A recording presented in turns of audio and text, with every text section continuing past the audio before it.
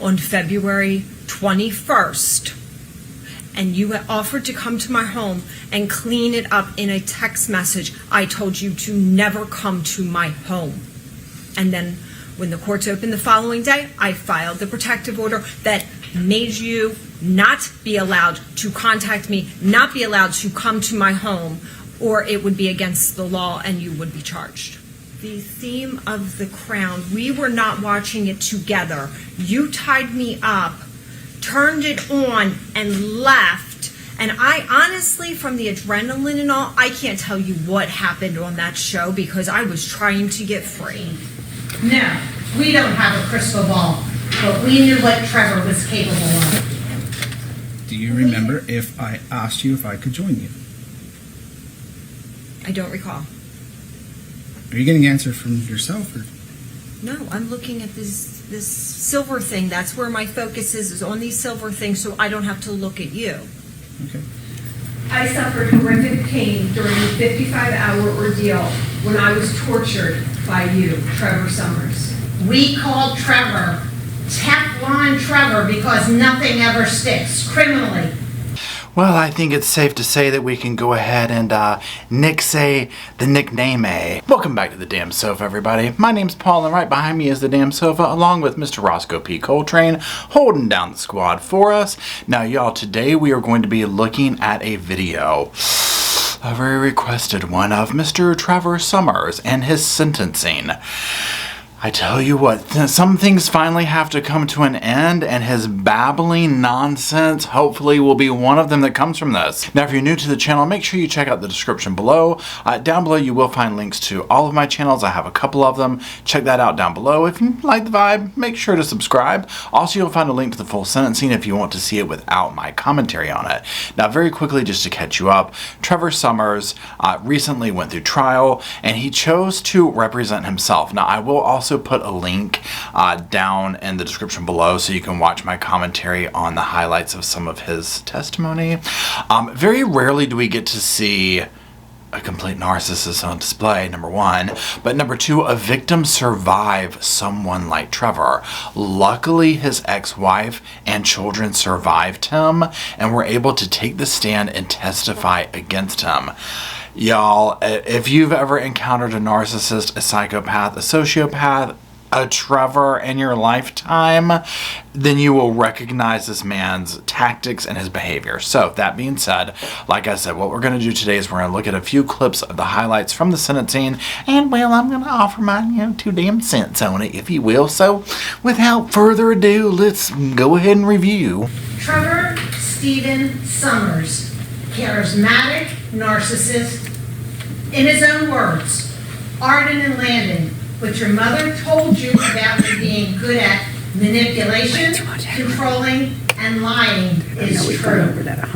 Well, I mean, my God. Did she not just read him to filth? I mean, and that literally sums this man up, right?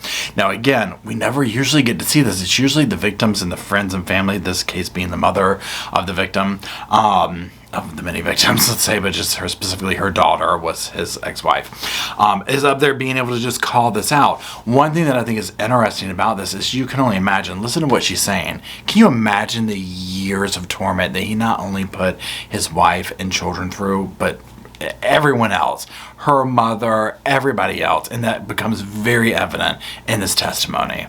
This did not start March 11, 2017. This has been his whole life. And again, as we see here, she's just calling a spade a spade. This ain't nothing that just came about. Don't let him try and make you think that, him and the ex-wife had a little disagreement and things just happened and whatnot, because he will try and play that off in this sense, right? That this was, we've had this tumultuous relationship and things just didn't go this way and so on and so forth. We've seen this behavior not just from him, but from many other people. But again, we are getting behind the scenes. The show that he put on during trial, which it was just a show, the veil is being lifted and we are getting the real tea, and she ain't afraid to serve it piping damn hot. For years, Mr. Summers found himself into situation after situation, and it was never, ever his fault. Trevor always blamed someone else. Again, such familiar behavior. If you've been there, you know. from situation to situation, these personality types, it's never their fault. It's always somebody else's.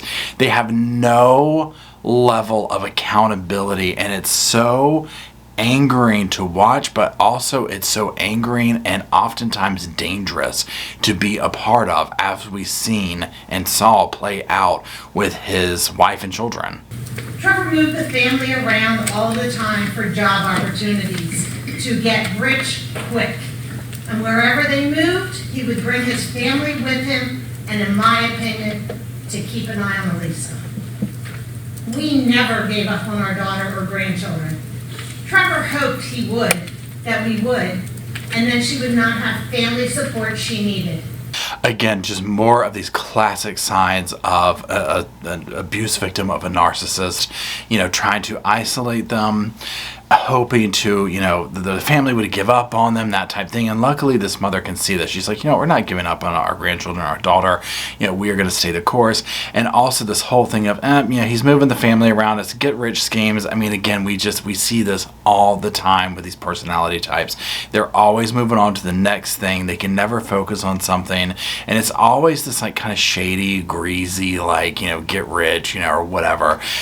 Scheming, okay, carpetbagging, whatever you want to call it. You have to think like Trevor and be 3 steps ahead of him. I can't honestly imagine getting in his frame of mind and doing that. But again, if you're tangled up with someone like this, and especially the mother here, because she's not living with him, she's not doing this, but her daughter and grandchildren are tied up with him, so you can see how their lives were. They were always having, like she said, to be 3 steps ahead, always to know what game is he going to be playing, what card is he going to be throwing out there, what curveball is he sending our way. I told all of my friends and family, if anything happens to Elisa, know for sure Trevor did it. Her sister told her husband, one day my sister will be on 48 Hours or 2020. Look what happened March 11 to 13, 2017.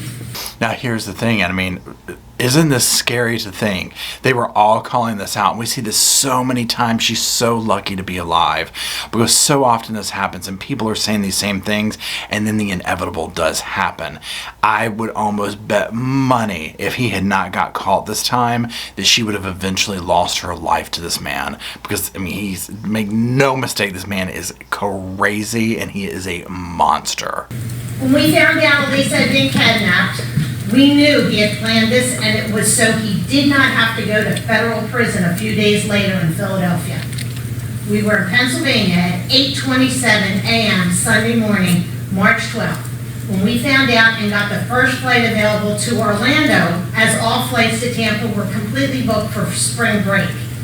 Not like his mother, who went back to bed for 3 hours after the police had knocked on her door at 3 a.m.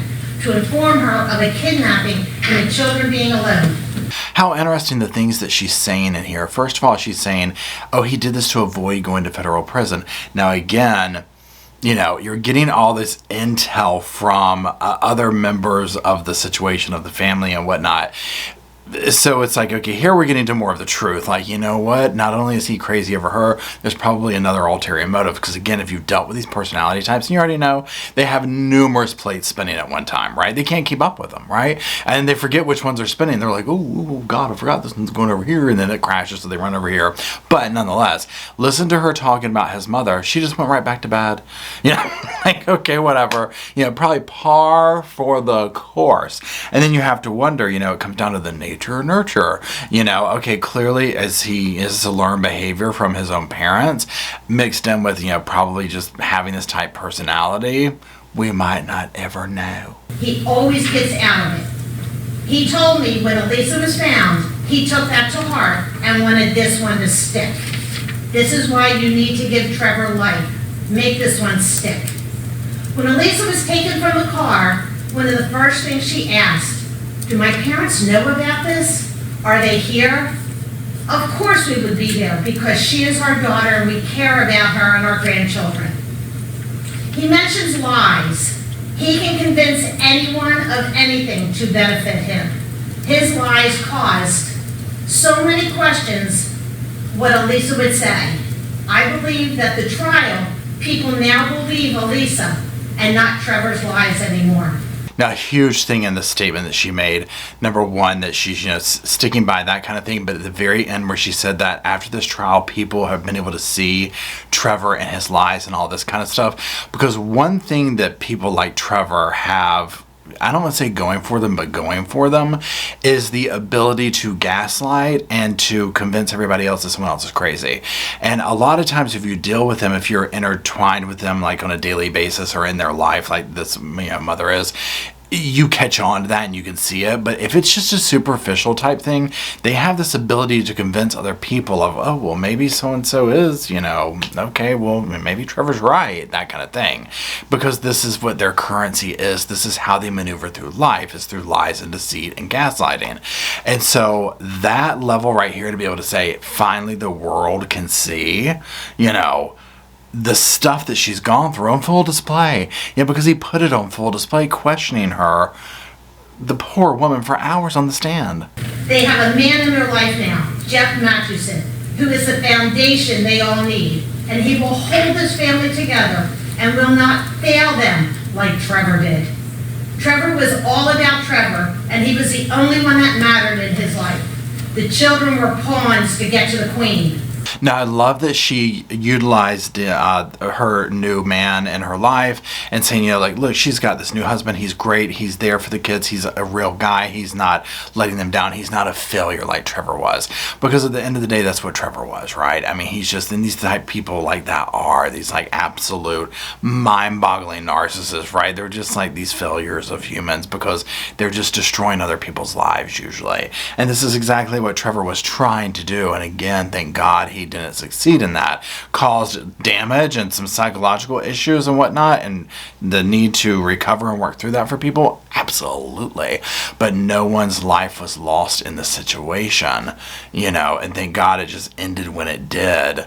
He got caught and bit one off too big, you know what I'm saying? Like he couldn't talk his way, he couldn't get out of this one. So just again, thank God that she was able to get through this. And I just love that the mother was able to get up here. I felt like she put so much emotion and energy and thought into this victim impact statement and really just gave him an absolute scathing tongue lashing that he deserved. I hope I hear these words today. Trevor Stephen Summers, life in prison. Aim, damn, and swing the gavel, case closed. Here I am today, still dealing with the consequences of your actions. For 5.5 years, I have struggled with what happened to my family, especially for the part I took in it.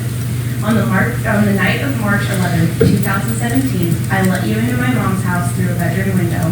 I will forever live with the guilt of what you did, even though I know that I could not have known what was going to happen. Now, this aspect is completely heartbreaking. If you notice when she said that, it gives me goosebumps. The judge tilted his head like in the background, and he will tell her later when he's speaking that she has no reason to feel guilty. I completely get why she's saying that. And now this is one of his daughters here. Now, the other children did testify, but the other ones are underage, and she's, they're still like minors, I guess you would say. She's 20 years old, so that's why I wanted to include a couple of her clips. Like his young son and other daughter, I just don't want to put them in here, but it's very heart-wrenching to see that someone knows no limits, that they would put their children through this, and to hear her say, I will forever feel guilty for allowing him into the house through the window, because his whole thing was he was convincing her, I needed to just convince your mom for us to get back together because they were separated at the time. And so again, he manipulated his own children and her to gain access into the home and then do all of this. So of course she's not going to think that, you know what I'm saying? Like she's not going to think that her father was going to do something like that. I mean, who would, right? So it breaks my heart to hear her take responsibility for something that he would not even consider taking responsibility for. Even though I may not act like most victims, your crimes that weekend changed me. I am not the same woman as I was in March 2017. I was weak. I would fall apart. I couldn't sleep. And if I did, I would startle awake at 3 a.m. in a complete panic that you were attacking me again. Now again, the full circle of this case is just absolutely beautiful, because here we have the victim able to get up here and speak at sentencing to her attacker, her ex-husband, her absolutely narcissistic abuser, that she's dealt with forever and probably will still get mail from him, all this kind of stuff. I mean, I can only imagine he's going to just continue to reach out to her. When she's like, I'm not like most victims, I think that it took a huge amount of bravery to get up there and do what she did and face him on the stand and be questioned by that and remain as cool as she did for that. And then to get up here and read her own statement, my hat's off to this woman, right? Because I just am trying to like put myself in her shoes and I'm like, I don't know if I could do it, right? I think either I would be very emotional or I'd be like super PO'd, right? Like shaking, like unable to speak, like that angry. But again, kudos to her. I'm very proud of her. I think it's amazing. All 5 children have love and stability being raised by me and a real man who protects his family from monsters like you. I mean, these are some damn poetic victim impact statements coming from her and her mother and the children and whatnot. I mean, again, you can tell how much time and energy they put in there. And again, the fact that they can speak their truth and speak their feelings to do that, so many people don't ever get that chance. And not even just in the realm of surviving their monster, their attacker, but oftentimes people, say somebody passes away and you never get to speak these truths to the person. So I think I'm imagining that it's so therapeutic on some level to be able to sit here and tell this monster these things that you feel and to call it out and be like, I have a real man now. You know what? He actually loves the children, because Trevor isn't capable of that. And at least the children can hopefully know. Obviously, they know it from their mother, right? But hopefully they can get a sense of what that should be like from this new guy in their mother's life. And we will continue to do great things with our lives. You, on the other hand, will not. You will rot away for what you have done, and you don't deserve any more of my time or energy. Amen. She slammed her damn bag down and walked on off after that. I mean, and again, just kudos to her. I'm very proud of her. I think she's amazing. And I absolutely just love that she was here to give this victim impact statement and to stand up to him in court and have her day. Now, of course, Trevor could not, this wouldn't be a sentencing of Trevor without him talking, okay? Here's the thing, you really can't understand what he's saying, okay? So we're gonna try and listen to a clip of it here, and I might just do a little bit of deciphering for y'all and whatnot. Pretty much if he's talking, it's nonsense usually, so just, let that be the little, preemptive thing we're going into this with. And also to be able to simply say sorry to Elisa, her family, pain that they've experienced. My biggest remorse and regret is that they feel the way they do about me.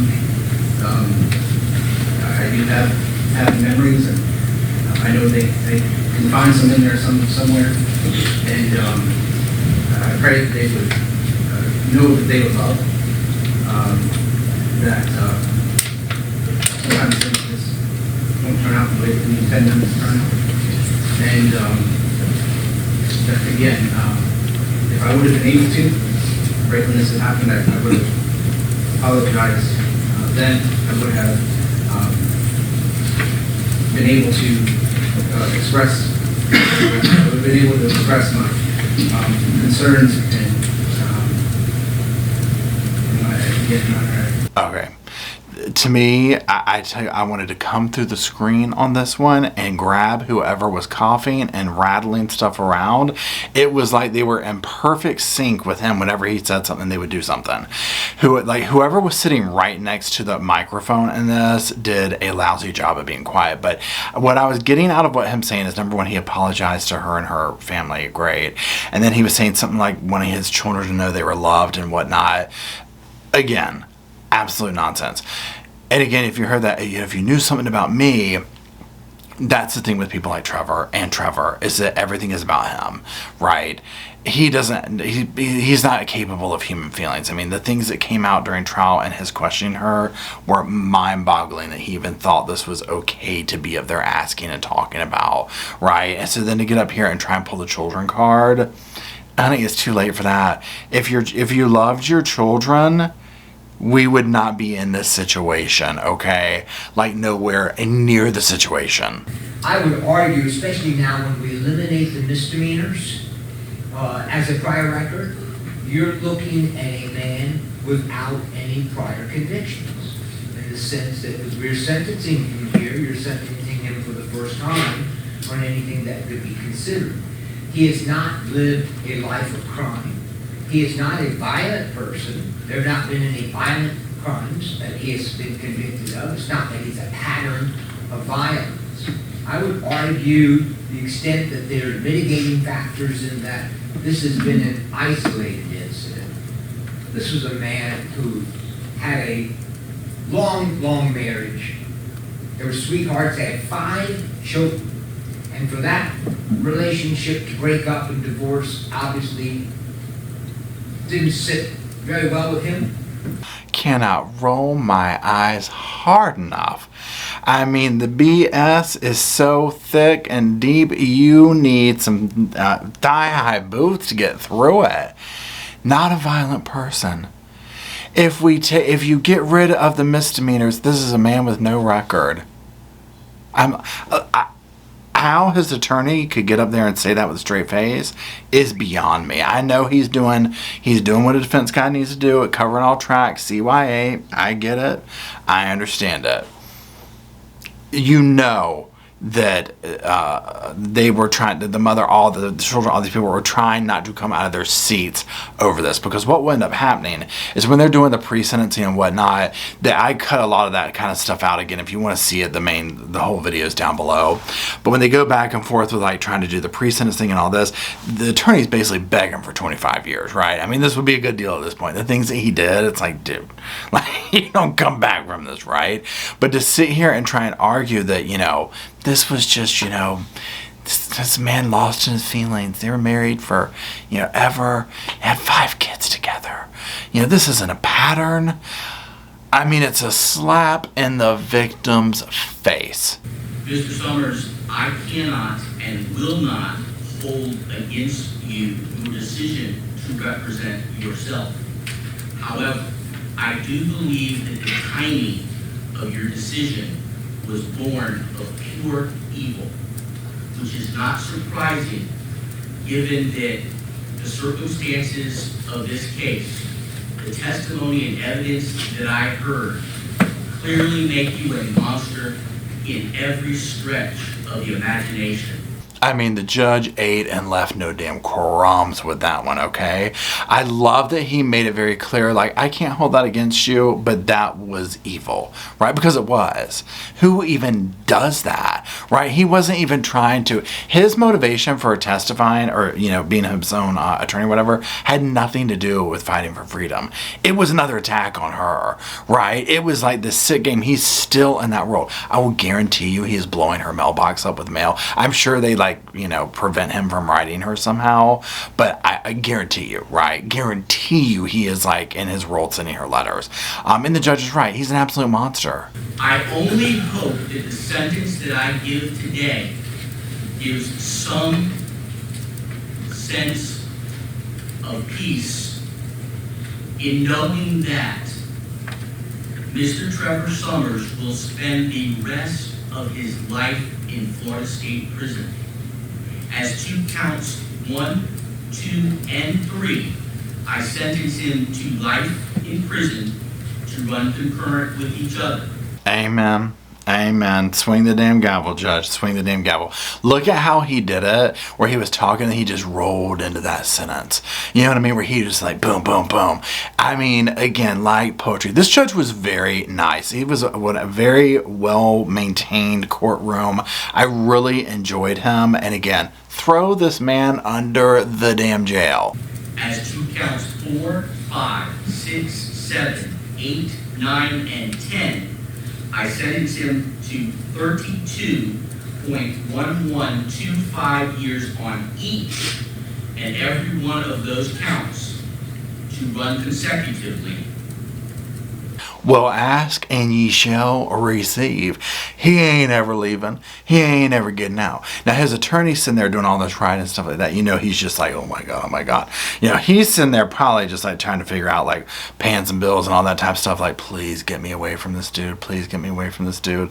I am done. I don't want to be his appealing attorney. I mean, who would, right? I mean, what a nightmare. Can you imagine representing this man? Who could? I mean, the judge threw him under the jail as he deserved. And again, this can't replace or take away what happened, but hopefully it can add some sense of closure and healing for the family that he has absolutely brutalized and attacked for their entire lives that they've known him, right? Now, if you want to see me talk about his actual time where he was, you know, on the stand questioning her, because it is a total you-know-what show, then click the video that's popping up now.